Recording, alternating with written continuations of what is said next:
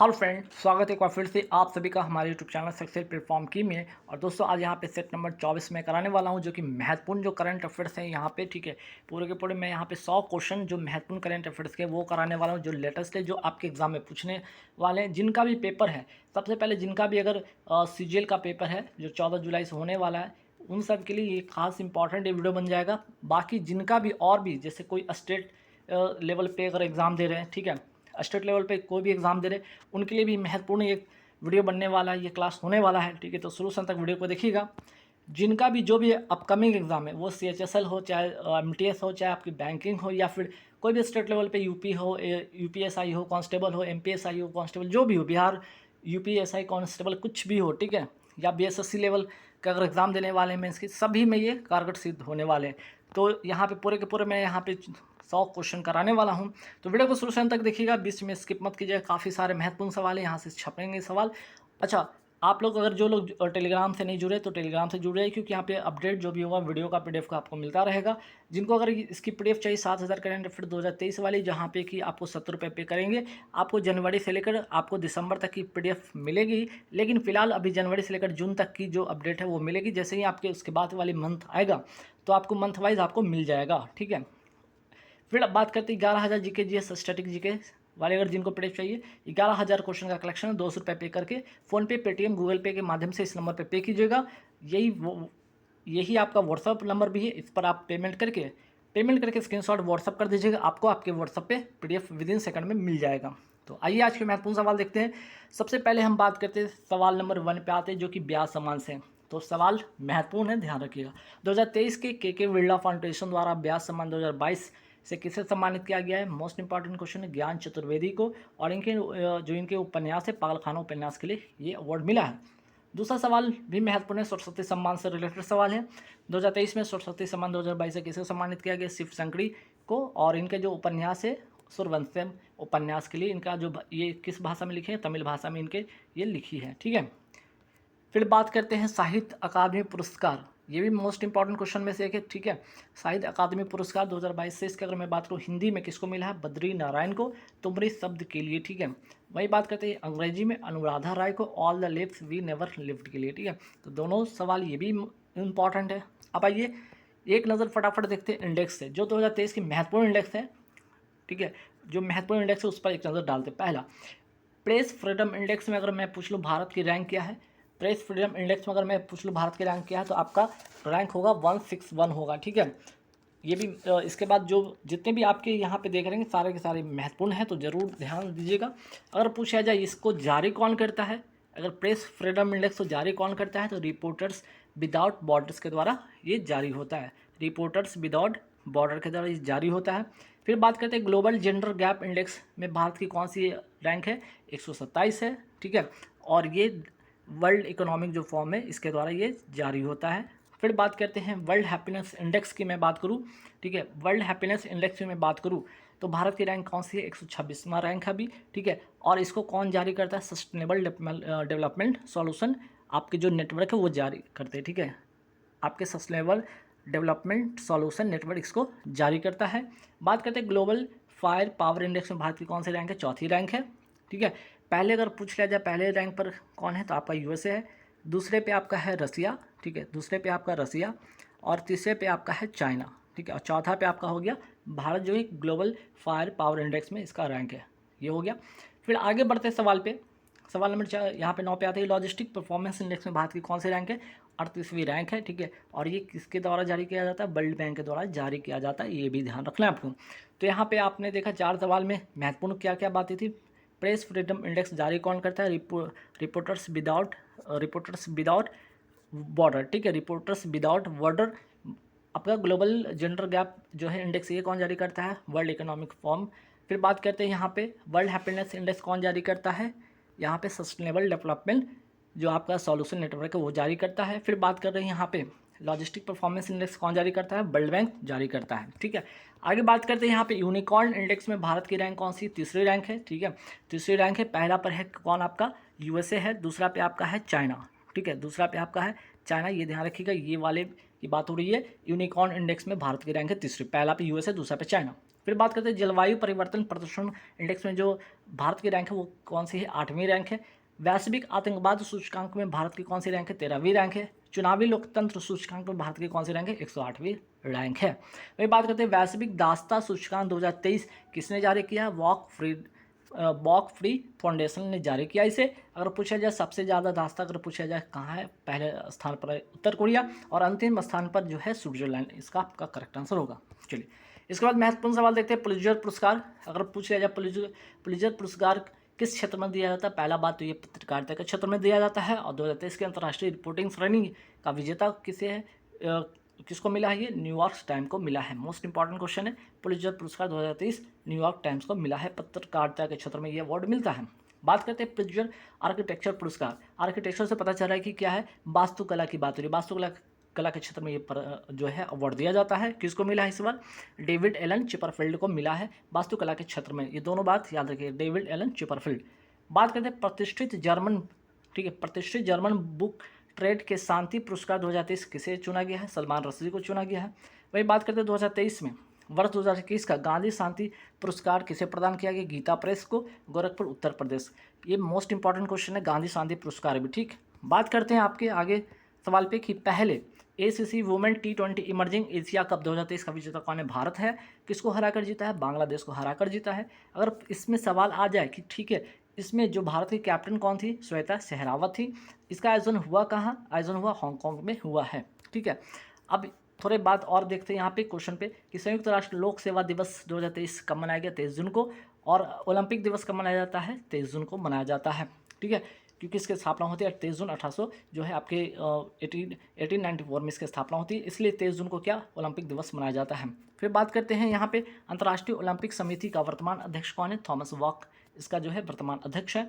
अंतर्राष्ट्रीय योग दिवस कब मनाया जाता है, 21 जून को मनाया जाता है। और 2023 की मोस्ट इंपॉर्टेंट थीम है, जरूर ध्यान रखिएगा, सवाल पूछ सकते हैं, वसुधैव कुटुंबकम के लिए योग, या इसको one earth one family one future भी कहा जाता है। फिर बात करते हैं 12वां विश्व हिंदी सम्मेलन, मोस्ट इंपॉर्टेंट क्वेश्चन है, 12वां विश्व हिंदी सम्मेलन 2023 कहाँ हुआ, फिजी में हुआ। अगर पूछा जाए विश्व हिंदी दिवस कब मनाया जाता है, 10 जनवरी को मनाया जाता है। अब बात करते हैं यहाँ पे 2023 में संयुक्त राष्ट्र का 27वां जलवायु परिवर्तन सम्मेलन कोप 27 का आयोजन कहाँ हुआ, शर्म अल शेख मिस्र में हुआ है। पूछा जाए कोप 28 का आयोजन कहाँ होगा, यूएई में होगा। SCO का अगर पूछा जाए 2023 का अध्यक्ष कौन है, भारत है। ब्रिक्स 2023 का अध्यक्ष कौन कर रहा है, दक्षिण अफ्रीका कर रहा है। ब्रिक्स में ध्यान रखिएगा लास्ट में साउथ अफ्रीका आता है, इसलिए इस बार साउथ अफ्रीका है। इसके पहले चाइना था, उसके पहले आपका इंडिया था, उसके पहले रसिया। ब्रिक्स इस से क्रम वाइज चलते रहते हैं। G20 2023 की अध्यक्षता कौन कर रहा है, भारत कर रहा है। ठीक है, इसका अध्यक्ष कौन है, भारत है। G7 2023 का आयोजन कहाँ हुआ, हिरोशिमा शहर जापान की, जो जापान है आपका उसके अंदर जो हिरोशिमा शहर है वहाँ पे इसका आयोजन हुआ G7 का। क्वाड 2023 का आयोजन कहाँ हुआ, ये भी जापान में हुआ है। राष्ट्रीय स्टार्टअप दिवस कब मनाया जाता है, 16 जनवरी को मनाया जाता है। बात करते हैं PM श्री योजना से 1-2 सवाल महत्वपूर्ण है जो देख लीजिएगा। हालांकि इसके बाद में जो वीडियो लेकर आऊँगा योजना पर बेसिकली पूरी की पूरी जितना भी 2023 में इंपॉर्टेंट जो भी योजना आए हैं या 2022 की कोई अपडेटेड जो इंपॉर्टेंट योजना है वो सारे के सारे मैं अगले वाले वीडियो में लेकर आने वाला हूँ। तो PM श्री योजना कब शुरू होता है, 5 सितंबर 2022 को ये शुरू होता है। इसमें आपका S का मतलब पूछ लिया एस का मतलब होता है स्कूल। ठीक है, एस का मतलब होता है स्कूल। 14,500 प्लस जो स्कूल हैं उनके इंफ्रास्ट्रक्चर उनके डेवलपमेंट के लिए ये योजना शुरू हुई है। और PM श्री का फुल फॉर्म पूछा जाए तो PM S से स्कूल होगा। ठीक है, SH से स्कूल होगा, R से होगा राइजिंग, I से होगा इंडिया। तो S का मतलब पूछा जाएगा, S का मतलब स्कूल। ठीक है, चलिए फिर बात करते हैं PM मोदी ने किस राज्य में मिशन लाइफ, कौन सा मिशन लाइफ का शुरुआत किया है, गुजरात। मिशन लाइफ की बात करें इसी से रिलेटेड एक और सवाल, PM मोदी ने किस राज्य में मिशन स्कूल ऑफ एक्सीलेंस का शुभारंभ किया है, तो ये भी आंसर होगा गुजरात। ठीक है, इसका भी आंसर क्या होगा, गुजरात होगा। तो दोनों का आंसर क्या हो जाएगा, गुजरात होगा। मिशन लाइफ हो गया, मिशन स्कूल ऑफ एक्सीलेंस हो गया। फिर आगे बढ़ते हैं प्रसाद योजना, ये भी मोस्ट इंपॉर्टेंट है। बात अगर पूछा प्रसाद योजना का उद्देश्य है क्या, भारत के जो महत्वपूर्ण तीर्थ स्थान है उनका कायाकल्प करना। अगर पूछा जाए इस योजना के अंतर्गत हाल ही में कौन सा राज्य ने इसके अंतर्गत जो है मंदिर को शामिल किया है, तो तेलंगाना जो राज्य है उसने जो किया है, जो भद्रचलम मंदिर है और रुद्रेश्वर जो मंदिर है, ठीक है, भद्रचलम मंदिर तथा रुद्रेश्वर मंदिर या जिसे रमप्पा मंदिर कहते हैं, इस मंदिर को केंद्र सरकार की प्रसाद योजना में शामिल किया है। कहाँ है, तेलंगाना में, ये भी याद रखिएगा। अब आते हैं कुछ स्पोर्ट्स से सवाल देखते हैं, महत्वपूर्ण सवाल, ठीक है। कुछ स्पोर्ट्स से महत्वपूर्ण सवाल क्या है, UEFA फुटबॉल चैंपियनशिप लीग 2022। इस लीग 2022 का कुछ ऐसे ऐसे टॉपिक है जो कि आपके पूछे जाएंगे सवाल इस बार के एग्जाम में भी, जैसे कि विजेता रियल मैड्रिड किसको हराकर, लिवरपूल को हराकर। इसमें जो पुरुष बैलन डी ओर का या गोल्डन बॉल जिसको कहते हैं का अवार्ड किसे मिला, कैरेमा बेंजमा फ्रांस के जो है उनको मिला। तो ये वाला मोस्ट इंपॉर्टेंट क्वेश्चन है। फिर बात करते हैं 9th प्रो कबड्डी लीग 2022 का विजेता कौन बना, जयपुर पिंक पैंथर्स बना है पुनेरी पल्टन को हराकर। तो ये अपने आप में स्पोर्ट्स से रिलेटेड सवाल था, ये भी इंपॉर्टेंट है और ये दोनों का खासकर काफ़ी इंपॉर्टेंट सवाल है। अब आते हैं 95th Oscar award 2023, most important question है। इसमें जो भारत को इस बार दो है ना, भारत को 2 अवार्ड मिला है इसमें। एक तो बेस्ट सॉन्ग में नाटू नाटू सॉन्ग को मिला है, फिल्म कौन सी है, RRR जो कि आपके SS जो है राजा मौली का ये है, ठीक है, राजा मौली है उनका ये इनके डायरेक्टर हैं, ठीक है। इस फिल्म का डायरेक्टर कौन है, SS राजा मौली हैं। संगीतकार जो है इस गाने के जो संगीतकार हैं कौन, MM किरवानी हैं। तो मोस्ट इंपॉर्टेंट क्वेश्चन। और दूसरा जो है, एक तो ये भारत को ये वाला मिला है, दूसरा भारत को मिला है डॉक्यूमेंट्री फिल्म में द एलिफेंट विस्पर को, ये भी भारत की है। अगर पूछा जाए बेस्ट एक्ट्रेस का अवार्ड इसमें किसको मिला है, मिशेल यो को, जो कि पहली एशियाई महिला है, ये भी ध्यान रखना है। अब आते हैं ट्रॉफी से रिलेटेड 2 इंपॉर्टेंट ट्रॉफी, एक तो आपका हो गया संतोष ट्रॉफी, दूसरा हो गया रणजी ट्रॉफी। संतोष ट्रॉफी का विजेता कर्नाटक किसको हराकर, मेघालय को हराकर, ठीक है। फिर बात करते हैं इसका आयोजन कहाँ हुआ, सऊदी अरब। स्टेडियम कौन सा था, किंग फहद स्टेडियम में इसका आयोजन हुआ था। फिर बात करते हैं रणजी ट्रॉफी, विजेता कौन, सौराष्ट्र। फिर किसको हराकर, बंगाल को हराकर। आते हैं अब ICC पुरुष test cricket of the year 2022, ये भी इंपॉर्टेंट है। वनडे का अगर पूछा जाए, वनडे की अगर पूछा जाए, वनडे में किसको ये अवार्ड मिला है आपका, बाबर आजम को, पाकिस्तान के खिलाड़ी हैं। T20 में सूर्य कुमार यादव 360 डिग्री प्लेयर इनको कहा जाता है। टेस्ट में बेन स्टोक्स को इंग्लैंड के खिलाड़ी हैं। और spirit of the year Asif Sheikh जो कि नेपाल के हैं। तो 4 नाम ध्यान रखना है आपको। ICC पुरुष test cricket of the year 2022 में वनडे की पूछा जाए तो बाबर आजम, T20 में सूर्य कुमार यादव, टेस्ट में बेन स्टोक्स इंग्लैंड के, spirit of the year Asif Sheikh Nepal के। अब आते हैं 71वें मिस यूनिवर्स 2022 के विजेता। इसके पहले जो थे आपके 70वें कौन था, 70वें जो था हरनाज संधू थी, है ना, हरनाज संधू थी। ये बहुत ही फेमस क्वेश्चन था उस समय, जो एग्ज़ाम में रिसेंट जो भी एग्ज़ाम हुआ इसमें पूछा भी गया। 70वें जो थे, 70वीं कौन थी, हरनाज संधू थी, ठीक है, ध्यान रखिएगा। तो इस बार जो है 71वीं जो मिस यूनिवर्स जो हुआ है प्रतियोगिता 2022 में, इसमें विजेता कौन है, आर बोनी ग्रेबियल, अमेरिका की हैं, ये भी याद रखिएगा। फिर आते हैं 68th film fair award 2023, 68th Hyundai film fair award 2023 में इसका आयोजन हुआ कहाँ, पहले UAE में हुआ है, पहला बात। दूसरी बात, बेस्ट फिल्म का अवार्ड किसको मिला, गंगूबाई काठियावाड़ी। इस फिल्म के निर्देशक कौन है, संजय लीला भंसाली। बेस्ट एक्टर का अवार्ड किसको मिला, राजकुमार राव को, बधाई हो फिल्म के लिए। बेस्ट एक्ट्रेस का अवार्ड मिला है आलिया भट्ट, और कौन सी फिल्म, गंगूबाई काठियावाड़ी फिल्म के लिए। चलिए, नोबेल पुरस्कार 2022 को एक नज़र में देख लीजिए, क्योंकि यहाँ से हो सकता है एक सवाल आपके किसी न किसी एग्जाम में आपके आ जाए। जैसे अगर देख लिया जाए यहाँ पे साहित्य के क्षेत्र में नोबेल पुरस्कार किसको मिला, एनी अर्नॉक्स को। चिकित्सा के क्षेत्र में स्वांते पाबो को, चूँकि सिंगल नाम है, ठीक है। तो दोनों को जरूर, ये दोनों क्वेश्चन को ध्यान रखिएगा, मोस्ट इंपॉर्टेंट क्वेश्चन है, ठीक है। ये तो साहित्य के क्षेत्र में एनी अर्नॉक्स को, और चिकित्सा के क्षेत्र में शांति पाबो को, ठीक है। शांति के क्षेत्र में 3 लोगों को मिला है यहाँ पे, एक तो एक व्यक्ति हो गया यहाँ पे, एक व्यक्ति हो गया, और 2 क्या है आपके संगठन हो गए, है ना। 2 संगठन को मिला है, एक व्यक्ति 2 संगठन को। एक व्यक्ति में कौन, एलेक्स बियालिस्की हो गए। दूसरा जो है मेमोरियल संस्था को मिला, जो कि रूस का है। तीसरा सेंटर फॉर सिविल लिबर्टीज, जो कि यूक्रेन का संस्था है। अर्थशास्त्र के क्षेत्र में डगलस डायमंड को, बेन बर्नाके को, और फिलिप डायबिक को, ठीक है, फिलिप डायबिक को मिला है। ये 4 क्वेश्चन तो यहाँ से हो गए, साहित्य के क्षेत्र में, चिकित्सा के क्षेत्र में, शांति के क्षेत्र में, अर्थशास्त्र के क्षेत्र में। फिर बात करते हैं यहाँ पे भौतिकी के क्षेत्र में 3 लोगों को यहाँ भी मिला है। भौतिकी के क्षेत्र में किसको, एंटन जिलिंगर को मिला है, एलियन आस्पेट को मिला है, और जॉन क्लोजर को मिला है। फिर बात करते हैं रसायन के क्षेत्र में भी 3 लोगों को मिला है, मॉर्टन मेल्डन को, कैरोलिना बार्टिज को, ठीक है, कैरोलिन बार्टिजी को, और बैरी शार्पले को। तो यहाँ पे हो गया सारे सवाल आपके। अब आते हैं ओलंपिक। अब ओलंपिक क्यों, देखिए ओलंपिक भी एक जो था मोस्ट इम्पॉर्टेंट टॉपिक था। अभी कुछ ना कुछ एग्जाम में देखा जाता है, इससे रिलेटेड का सवाल कहीं ना कहीं बन सकता है, ठीक है, बन सकता है। इस उम्मीद पे मैंने आपकी इस वीडियो में लेकर यहाँ पे आया। जैसे कि टोक्यो ओलंपिक की पहले बात करें, आयोजन हुआ आपका जापान टोक्यो में हुआ। दूसरी बात, सबसे इंपॉर्टेंट बात की कौन सी क्रम का था, 32वां आपका ये तो जो है टोक्यो ओलंपिक था वो 32वें क्रम का था, है ना। इसका शुभांकर क्या था, मिराई तोबा था। थीम सॉन्ग थी लक्ष्य तेरा सामने, मोहित चौहान ने इसको गाया था। भारत, ये इंपॉर्टेंट है, भारत की इसमें रैंक पूछ ली जाती है कि भारत की रैंक कौन थी, 48वां था। और मेडल कितने जीता था, 7 मेडल जीता था, याद रखिएगा। 1 गोल्ड, 2 सिल्वर, 4 ब्रोंज। तो यहाँ से मेडल जरूर पूछा जाता है, तो ध्यान रखना आपको, ठीक है। चलिए फिर बात करते हैं टोक्यो पैरालंपिक। अगर पूछा जाए तो टोक्यो पैरालंपिक जो था वो कौन से क्रम का था, 16वें क्रम का था, ठीक है। शुभंकर था सुमेटी। थीम सॉन्ग था तू कर दे कमाल, संजीत सिंह ने इसे गाया था। भारत की इसमें रैंक थी आपकी 24वीं, ठीक है। इसमें भारत की रैंक थी 24वीं। 19 मेडल में 5 गोल्ड, 8 सिल्वर, 6 ब्रॉन्ज इन्होंने जीता, ठीक है। तो 32 हो गए आपके टोक्यो ओलंपिक क्रम के, है ना। और यहाँ पे 16वें क्रम के हो गए आपका टोक्यो पैरालंपिक। अब देखिए कॉमनवेल्थ गेम, ये भी मोस्ट इंपॉर्टेंट टॉपिक है, इससे भी एक आध सवाल आपको देखने को बन सकता है, इसलिए मैंने इस टॉपिक को लिया है। जैसे कि कॉमनवेल्थ गेम 2022 का कौन सा संस्करण था, ये 22वां संस्करण था। शुभंकर क्या था, पेरी द बुल। दोनों बात इंपॉर्टेंट। आयोजन का हुआ बर्मिंघम इंग्लैंड में हुआ। ये इंपॉर्टेंट है मोस्ट की पदक तालिका में भारत के कौन से स्थान है, 4। और कुल कितने पदक जीते, 61 पदक जीते, जिसमें 22 गोल्ड, 16 सिल्वर और 23 ब्रॉन्ज जीता। पहले स्थान पर रहा ऑस्ट्रेलिया, दूसरे पर रहा इंग्लैंड। अब भारत अपने चौथे स्थान पर है, तो भारत वाला याद रखिएगा। आदर्श वाक्य क्या था, गेम फॉर ऑल। आगे बढ़ते 2-3 सवाल और भी इंपॉर्टेंट इससे रिलेटेड। जैसे भारत की तरफ से उद्घाटन कार्यक्रम में ध्वजवाहक कौन थे, मनप्रीत सिंह, हॉकी के जो है आपके कैप्टन है, हॉकी टीम के कैप्टन है। वही बात करते हैं पीवी सिंधु जो बैडमिंटन के खिलाड़ी हैं, तो मनप्रीत सिंह, पीवी सिंधु भारत की तरफ से उद्घाटन कार्यक्रम में ध्वजवाहक थी। भारत की तरफ से समापन समारोह में कौन थे, ये तो उद्घाटन वाला हो गया। समापन समारोह में निकस जरीन और शरद कमल, ठीक है। निकस जरीन जो कि बॉक्सिंग के खिलाड़ी हैं और कहाँ की हैं, तेलंगाना की हैं, ये भी याद रखिएगा।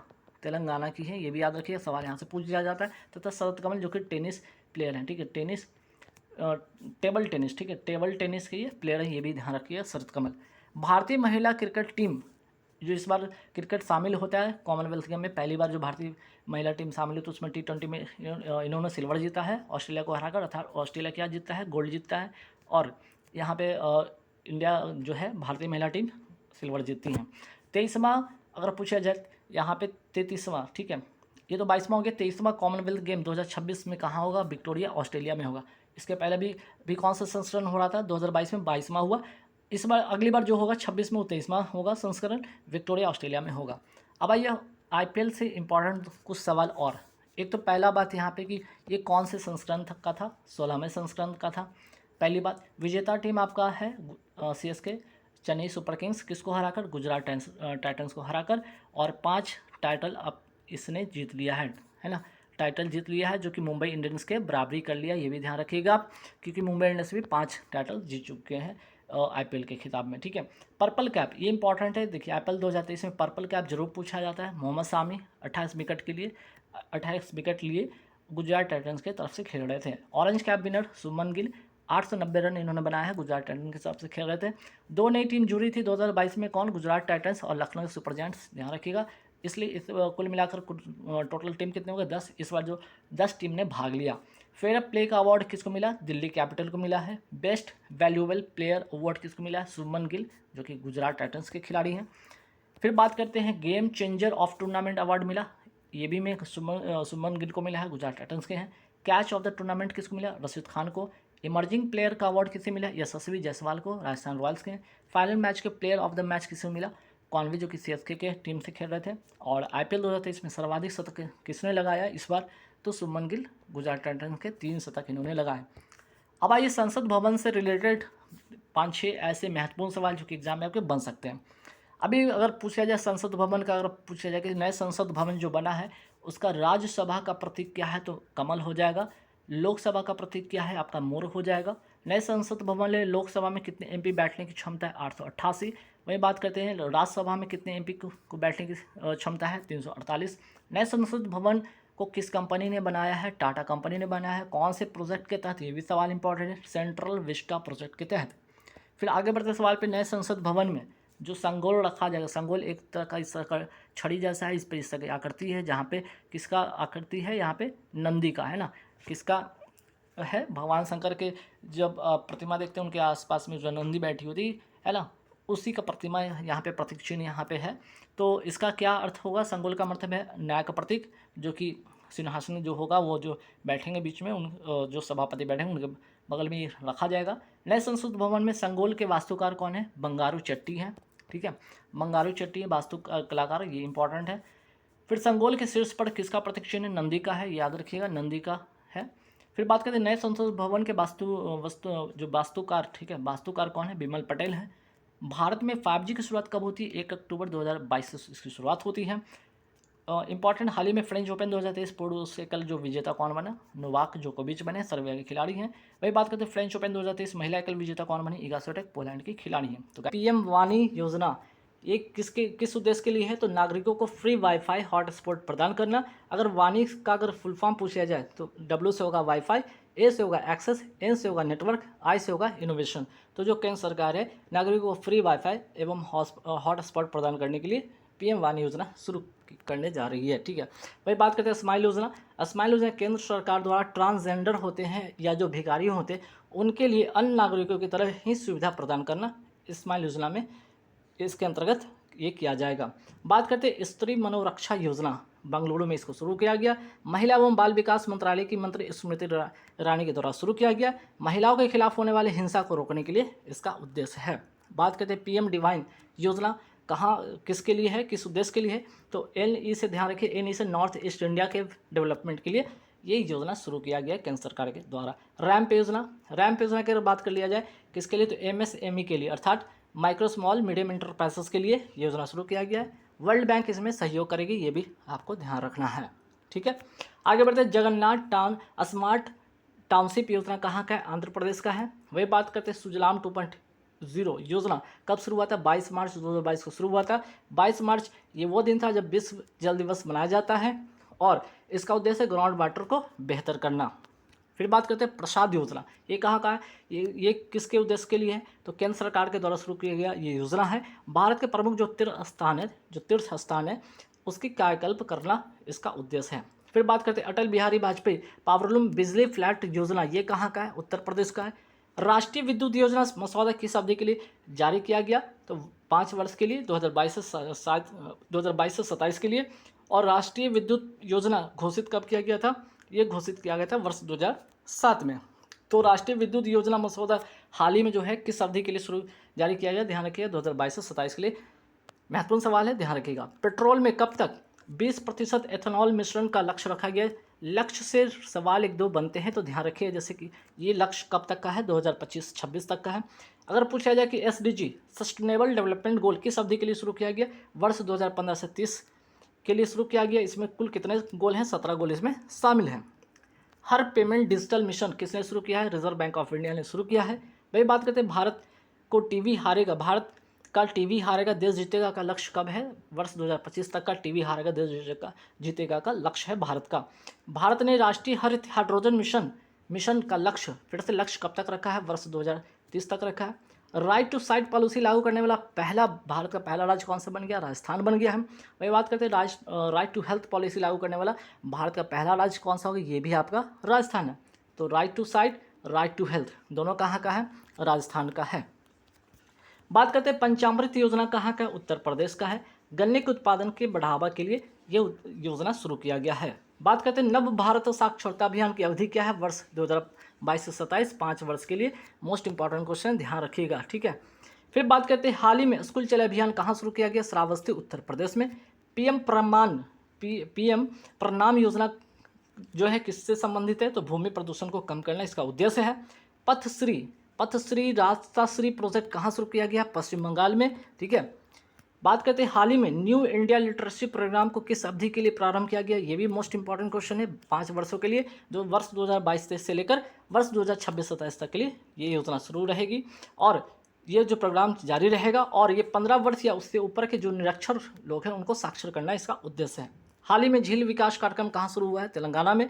प्रोजेक्ट एलोड़ा, मोस्ट इंपॉर्टेंट क्वेश्चन है। प्रोजेक्ट एलोड़ा की मैं बात करूँ, इसका ये है क्या एक्चुअली में? तो भारत के दुर्लभ जो स्थानीय भाषा को प्रमोट करना इसका उद्देश्य डिजिटल दुनिया में। और किसने शुरू किया? माइक्रोसॉफ्ट ने शुरू किया। अब आइए स्पोर्ट्स से महत्वपूर्ण सवाल देखते हैं फटाफट एक नज़र में। पहला सवाल यहाँ पे देखते हैं स्पोर्ट्स से। जूनियर कबड्डी विश्व चैंपियनशिप 2023 का विजेता कौन बना? भारत बना। किसको हराकर? ईरान को हराकर। जूनियर कबड्डी विश्व चैंपियनशिप 2023 का विजेता भारत। आईसीसी पुरुष, ठीक है, आईसीसी पुरुष T20 वर्ल्ड कप 2022 का विजेता कौन था? इंग्लैंड था। किसको हराकर? पाकिस्तान को हराकर। अगर सवाल ये आ जाए कि ठीक है ये तो हो गया पुरुष वाला, महिला वाला बताइए। आईसीसी महिला T20 वर्ल्ड कप 2023 का विजेता कौन रहा? ऑस्ट्रेलिया रहा। किसको हराकर? दक्षिण अफ्रीका को हराकर। हाल ही में दिवंगत हुए सलीम दुर्रानी का संबंध किस खेल से है? तो स्पोर्ट्स क्रिकेट से है, और ये क्या थे? ऑलराउंडर जो क्रिकेटर थे, ये भी ध्यान रखिएगा। फिर बात करते हैं 36वीं राष्ट्रीय खेल 2022 का आयोजन कहाँ हुआ? गुजरात में हुआ। शुभंकर था साबज। योगासन में गोल्ड जीतने वाली हैं पूजा पटेल। बेस्ट स्टेट का अवार्ड इसमें मिला है महाराष्ट्र को। 37वां जो राष्ट्रीय खेल कहाँ होगा? गोवा में। और 38वां राष्ट्रीय खेल होगा उत्तराखंड में। बात करते हैं मियामी ओपन टेनिस टूर्नामेंट 2023 का विजेता पुरुष एकल कौन है? डेनियल मेदवेदेव, रूस के ये खिलाड़ी हैं। महिला एकल विजेता है पेट्रा क्यूतोवा, जो कि चेक गणराज्य की हैं। बात करते हैं मैड्रिड स्पेन मास्टर टूर्नामेंट जो बैडमिंटन का खिताब है, किसने जीता? महिला एकल विजेता कौन है? मरिस्का, इंडोनेशिया की है। इसमें उप विजेता कौन है? पीवी सिंधु, इसलिए इंपॉर्टेंट बन जाता है। पीवी सिंधु इसमें उप विजेता है। पुरुष एकल विजेता कौन है? निशिमातो, जापान के हैं, ये भी ध्यान रखिएगा। चलिए नेक्स्ट सवाल पे आते हैं कि 26वां अखिल भारतीय वन खेलकूद प्रतियोगिता 2023 कहाँ हुआ? पंचकुला हरियाणा में हुआ। पहले स्थान पर रहा इसमें छत्तीसगढ़। 26वां अखिल भारतीय वन खेलकूद प्रतियोगिता 2023 पंचकुला हरियाणा, पहले स्थान पर छत्तीसगढ़। अंतर्राष्ट्रीय खेल दिवस कब मनाया जाता है? 6 अप्रैल को मनाया जाता है, याद रखिएगा। अगर पूछा जाए 2023 की थीम क्या? Scoring for people and planets का थीम है।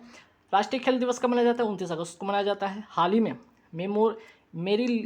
मेरीली-बोन, ठीक है, मेरीली-बोन क्रिकेट क्लब ने कितने भारतीयों को आजीविका मानद सदस्यता प्रदान किया है? 5 लोगों को। हाल ही में मेरीली-बोन क्रिकेट क्लब ने 5 लोगों को आजीविका मानद सदस्यता प्रदान किया है। 5 भारतीयों को। नाम है महेंद्र सिंह धोनी, युवराज सिंह, मिताली राज, सुरेश रैना, झूलन गोस्वामी।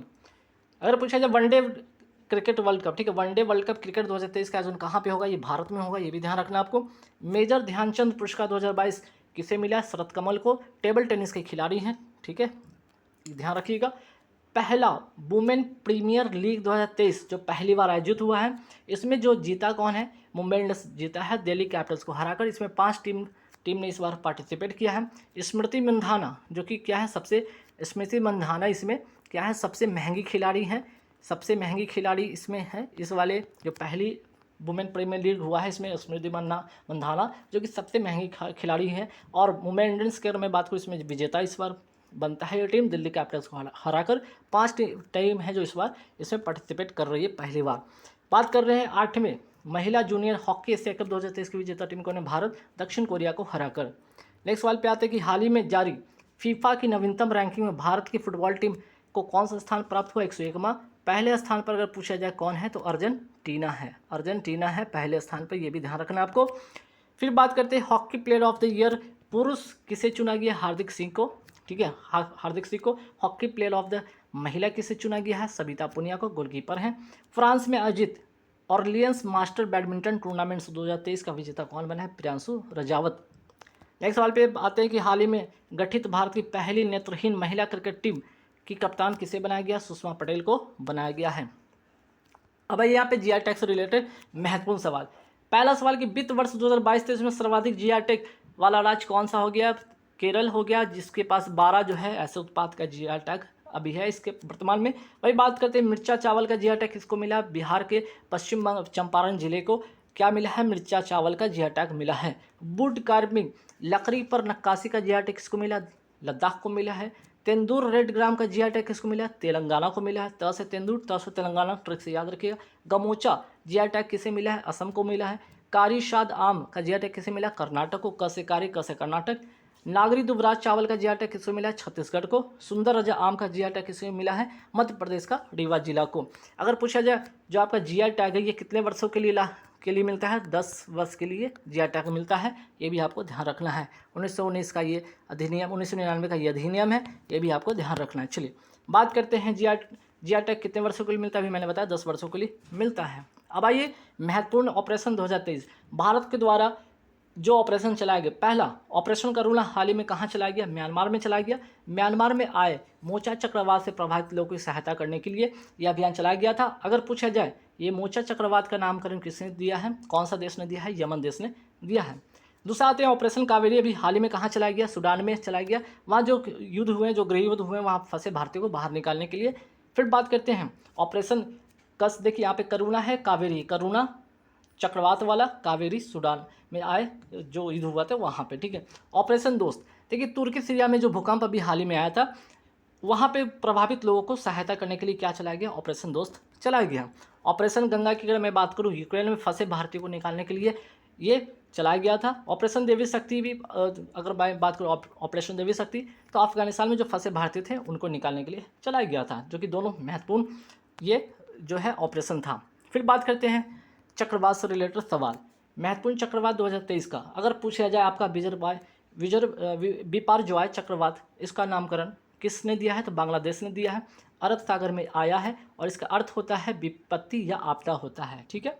फिर बात करते हैं असनी चक्रवात, इसका नामकरण किसने किया, श्रीलंका ने किया, तो इसका अर्थ होता है क्रोध। मोचा चक्रवात, इसका नामकरण यमन देश ने किया है, ठीक है। और म्यांमार में इसने एक भयानक तबाही मचाई, ये भी आपको ध्यान रखना है। तो बिपरजॉय हो गया, असनी चक्रवात हो गया, मोचा चक्रवात हो गया, ठीक है। तो सारे चक्रवात को ध्यान रखना है आपको, ठीक। फिर चलिए आगे बढ़ते हैं, महत्वपूर्ण स्टैचू पे एक नज़र डालते हैं। स्टैचू ऑफ प्रॉस्पेरिटी कहाँ है, बेंगलुरु में है। नाथ प्रभ कैम्पगुरा की प्रतिमा है यहाँ पे, याद रखना है आपको, ठीक है। फिर आगे बढ़ते हैं सवाल पे, स्टैचू ऑफ यूनिटी कहाँ पे, स्टैचू ऑफ यूनिटी आपका है केवड़िया गुजरात में। सरदार वल्लभ भाई पटेल की ये प्रतिमा है, ये भी आपको ध्यान रखना है, ठीक। फिर बात करते हैं स्टैचू ऑफ नॉलेज कहाँ पे, लातूर महाराष्ट्र में।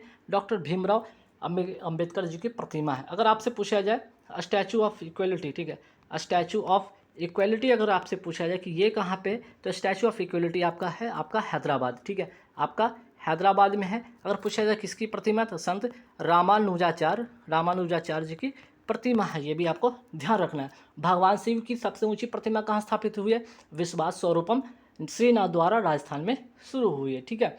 तो सवाल पे थे, पहले स्थान पे रहा भारत ने, एक तो पहले स्थान पे रहा, ठीक है। भारत ने अंडर-17 एशियाई कुश्ती चैंपियनशिप 2023 में महिला वर्ग में कितने स्वर्ण पदक जीते, तो 7 जो है गोल्ड जीता, और पहले स्थान पे भारत इसमें रहता है महिला कैटेगरी में। वहीं 7 गोल्ड, 1 सिल्वर और 1 ब्रोंज के साथ कुल 9 पदक इसमें जीतते हैं, ठीक है। पुरुष वर्ग जो होता है इसमें दूसरे स्थान पे होता है, महिला वर्ग आपकी पहले स्थान पे होती है। पुरुष वर्ग दूसरे स्थान पे होता है, जिसमें कि 1 गोल्ड, 3 सिल्वर, 3 ब्रोंज के साथ 7 मेडल इसने जीता है, पुरुष वर्ग ने। आयोजन होता है इसका किर्गिस्तान में, ठीक है।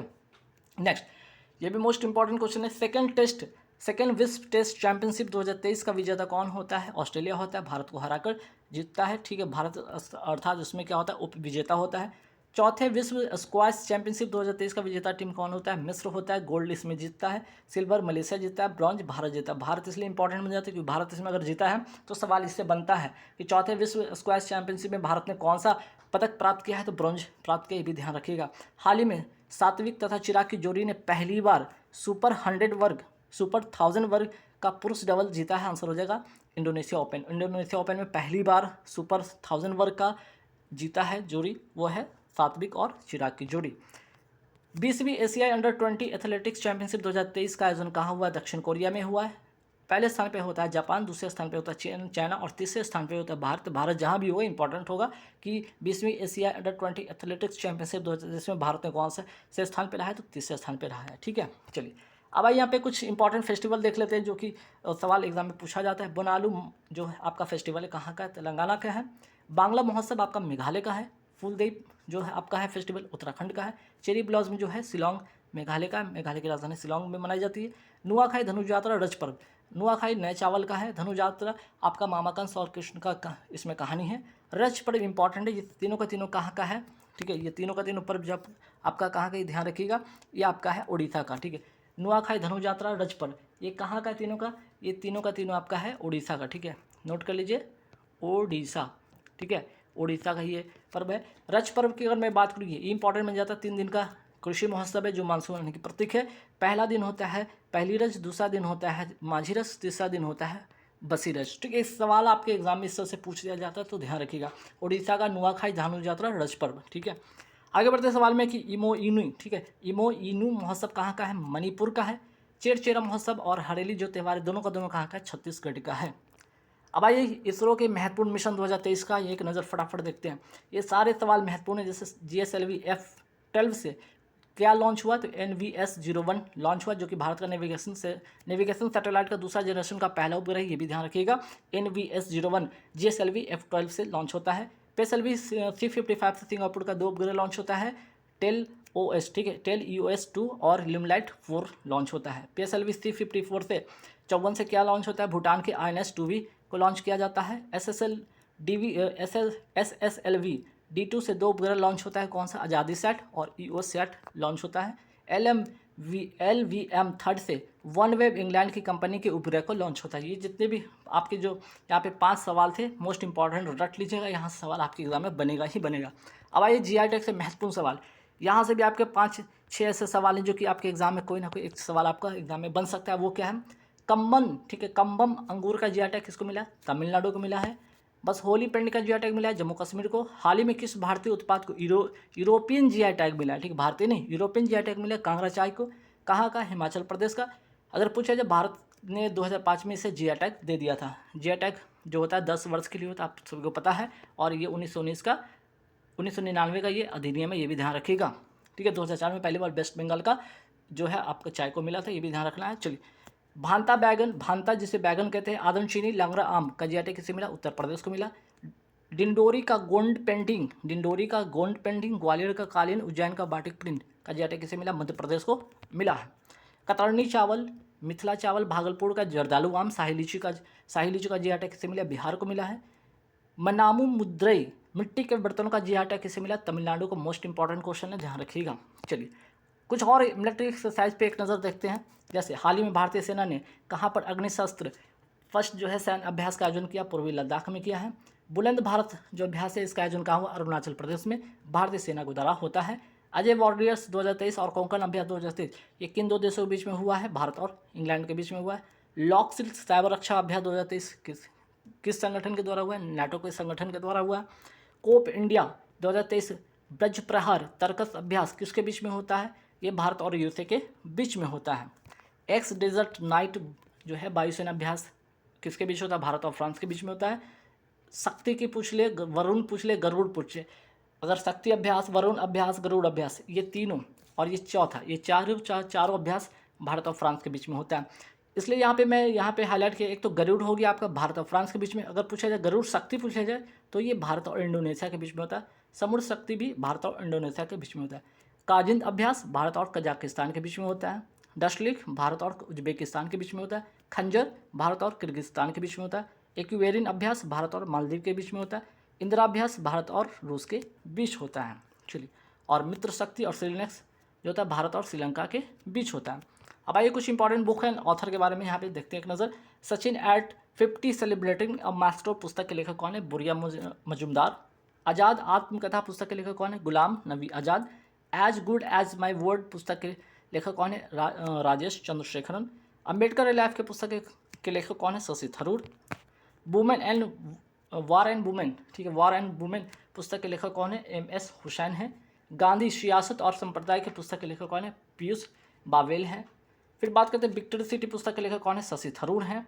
वही बात करते हैं the great bank robbery, NPS scams and future of regulation पुस्तक के लेखक कौन है, V पटाभी राम तथा सब साची डैस ने, ठीक है।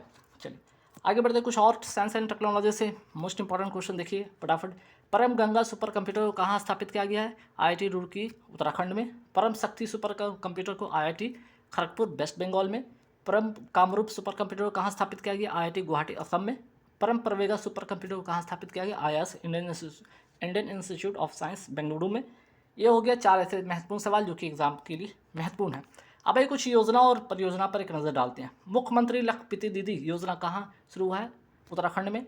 दयालु योजना कहाँ शुरू हुआ है, हरियाणा में। सेहत योजना भी हरियाणा में। मुख्यमंत्री आदिवासी परब सम्मान निधि योजना, ये मोस्ट इंपॉर्टेंट क्वेश्चन है, छत्तीसगढ़ में। तेजस्वी कार्यक्रम कहाँ शुरू हुआ है, मध्य प्रदेश में। छात्रों में उद्यमशीलता एवं कौशल का विकास करना इसका उद्देश्य है। स्टार्टअप इंडिया मिशन की शुरुआत कब होती है, 16 जनवरी 2016 को। वाणिज्य उद्योग मंत्रालय के अधीन इसकी शुरुआत होती है, इसलिए 16 जनवरी को क्या मनाया जाता है, 16 जनवरी को स्टार्टअप दिवस भी मनाया जाता है। फिर बात करते हैं द नीलगिरी तहर परियोजना किस राज्य में शुरू हुआ है, तमिलनाडु में। फिर बात करते हैं मुख्यमंत्री गाड़ी योजना कहाँ शुरू हुआ है, झारखंड में। सुगम ग्रामीण परिवहन के लिए, ठीक है, इसका उद्देश्य क्या है, सुगम ग्रामीण परिवहन के लिए। सीपेस योजना की अगर मैं बात करूँ, सीपेस योजना किस उद्देश्य से शुरू हुआ? निष्क्रिय कंपनी को बंद करना, कॉर्पोरेट मामलों के मंत्रालय ने इसे शुरू किया है। पहल योजना कहाँ शुरू हुआ? उत्तर प्रदेश, सरोजिनी नगर से, डिजिटल ग्रामीण शिक्षा को बढ़ावा देने के लिए। पीएम मोदी ने जल जन अभियान का शुभारंभ कहाँ से किया? माउंट आबू सिरोही राजस्थान से, जलाशयों के संरक्षण के लिए। ये भी मोस्ट इंपॉर्टेंट है, जल जन अभियान, ठीक है, माउंट आबू सिरोही राजस्थान, जल संरक्षण के जलाशयों के संरक्षण के लिए। अब आइए कुछ पोर्टल और ऐप के पर एक नज़र डालते हैं। संचार साथी पोर्टल किसने लॉन्च किया है? केंद्र सरकार ने लॉन्च किया है, खोए मोबाइल फ़ोन को बंद करने और उसका पता लगाने के लिए। ई समाधान पोर्टल किसने लॉन्च किया? यूजीसी यूनिवर्सिटी ग्रांट कमीशन ने इसे लॉन्च किया है।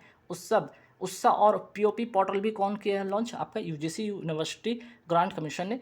गुणवत्तापूर्ण शिक्षा को बढ़ावा देने के लिए इसे शुरू किया गया, उत्सा और पीओपी पोर्टल। हीम डेटा पोर्टल किसने लॉन्च किया है? हीम से हिमाचल प्रदेश हैसिप ट्रक से याद रखिएगा। बात करते हैं माई लाइफ मोबाइल ऐप किसने शुरू किया? भूपेंद्र यादव पर्यावरण मंत्री हैं, इन्होंने माई लाइफ मोबाइल ऐप को शुरू किया है। विज्ञान वैश्विक पोर्टल किसने शुरू किया है? इंदिरा गांधी राष्ट्रीय कला केंद्र ने, नई दिल्ली से इसकी शुरुआत होती है। विज्ञान के क्षेत्र में योगदान देने वालों के बारे में सामान्य जन को अवगत कराने के लिए ये पोर्टल लॉन्च हुआ है। बात करते हैं साथी, ठीक है, साथी पोर्टल जो मोबाइल ऐप है किसने शुरू किया है? कृषि एवं किसान कल्याण मंत्रालय ने। इसका टैगलाइन है उत्तम बीज समृद्ध भारत। एक पंचायत में एक खेल का मैदान परियोजना कहाँ शुरू हुआ है? केरल में। अमर सरकार पोर्टल कहाँ लॉन्च हुआ है? त्रिपुरा में। ई अमृत पोर्टल जो है किस उद्देश्य से शुरू हुआ है? इलेक्ट्रिकल व्हीकल को बढ़ावा देने के लिए। युवा पोर्टल कहाँ शुरू होता है? नई दिल्ली, SNT मीन्स के science and technology minister Jitendra Singh के द्वारा युवा स्टार्टअप की पहचान करने के लिए इसकी शुरुआत होती है। और आज का लास्ट सवाल है तो है कि भगवान शिव की सबसे ऊंची प्रतिमा कहाँ स्थापित हुई? विश्वास स्वरूपम कहाँ है? श्रीनाथ द्वार राजस्थान में। तो